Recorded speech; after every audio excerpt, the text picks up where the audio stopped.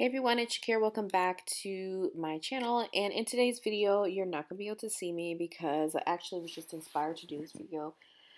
And I had a very long day. I had a very long week teaching yoga classes and other fitness classes. And I just wanted to come and talk about not the Nipsey Hustle, the death of Nipsey Hustle, and what seems to me, like looking on Instagram and stuff like that, it's like a circus. And I want to first say that I feel good about a black man because I've seen a lot of videos online about um, people poking and prodding and saying certain things, and there are certain things that I agree with and certain things I disagree with. But what we are going to talk about is the spiritual aspect of this whole thing, and then his mother. Because I feel like the attention his death has gotten is important, and I feel like a lot of people are not looking beyond certain things. And not seeing things for kind of like the bigger picture, um, uh, just the bigger picture. So the bigger picture to me is, one, this man has been celebrated, his life has been celebrated. If you have other opinions, that's fine and that's okay. Everyone's entitled to their own opinions about his life and blah blah blah. But what he and his mom have done is really put like African spirituality on the forefront. And the one video I saw of her was on Instagram, his mother. And forgive me, I don't know her name right at this moment as I'm making this video. But she talked about his death and him as the physical, and in passing, and how he looked and how he smelled, and that he did not look like he suffered at all, and that, we are all divinity, that she feels good. I mean, just her whole energy was solid. And then I will admit that I knew of Nipsey Hustle via the internet, via the first time I heard about him was when him and Lauren London announced their breakup. I don't know how long ago it was, but I was like, okay. And then they got back together, which is awesome. But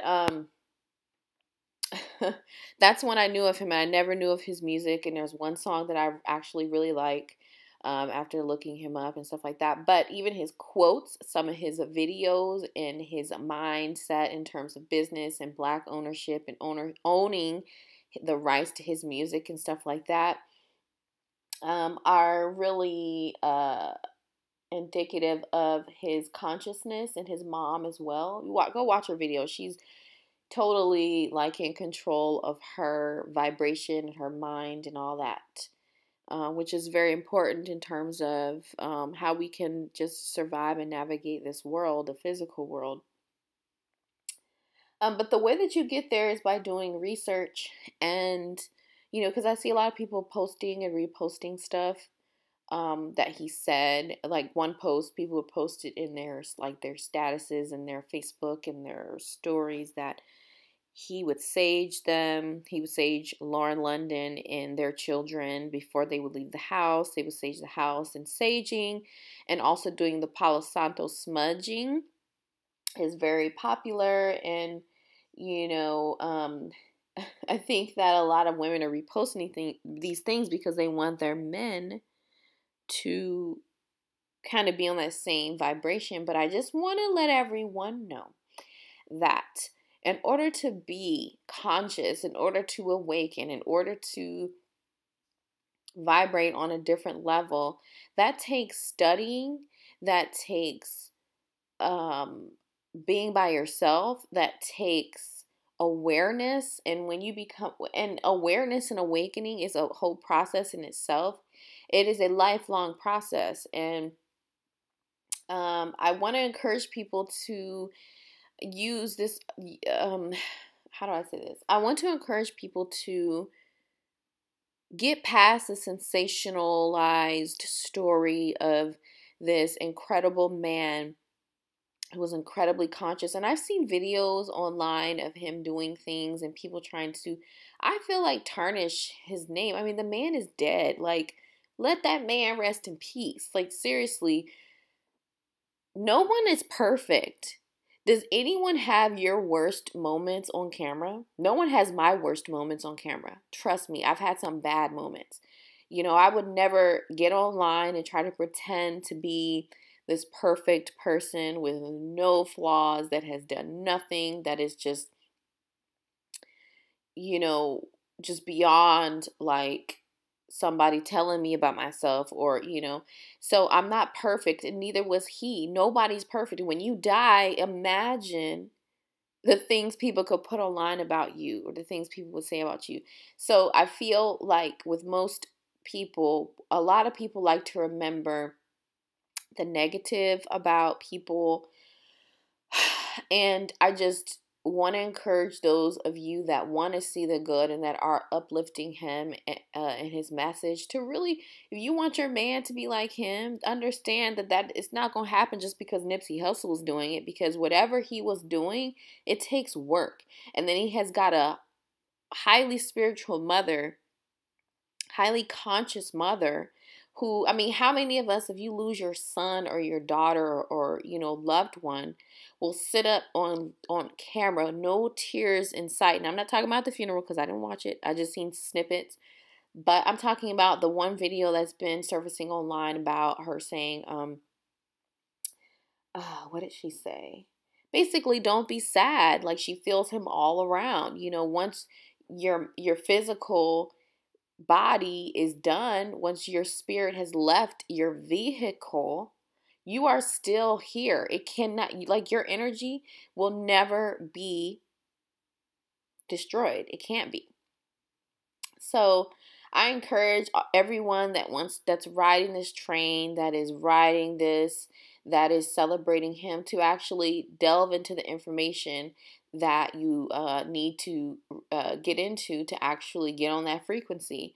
You don't get on that frequency just by rapping. You don't get on that frequency just by, you know, and I don't even know, I don't know a whole lot about him, but what I do know is that that type of knowledge and frequency is not common, especially not to a man that came from where he came from. Okay, that takes some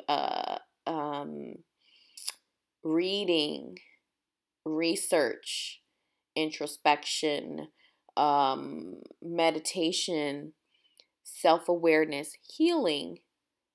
It takes a lot. So if you want your man to smudge you and your children before y'all leave, you know, for the day to deal with the world, then it's not going to happen just by posting a meme. That is, that takes work, is all I'm trying to say. And, you know, it's awesome to see a black man celebrated like that. It's awesome that spirituality, African spirituality, black people that, and I know that there are people online saying that he wasn't, like, just a lot of debating and stuff like that. But what the fact of the matter is that he was not Caucasian. He would never be mistaken to be Caucasian. He would never to be mistaken to be anything other than something else other than Caucasian, period.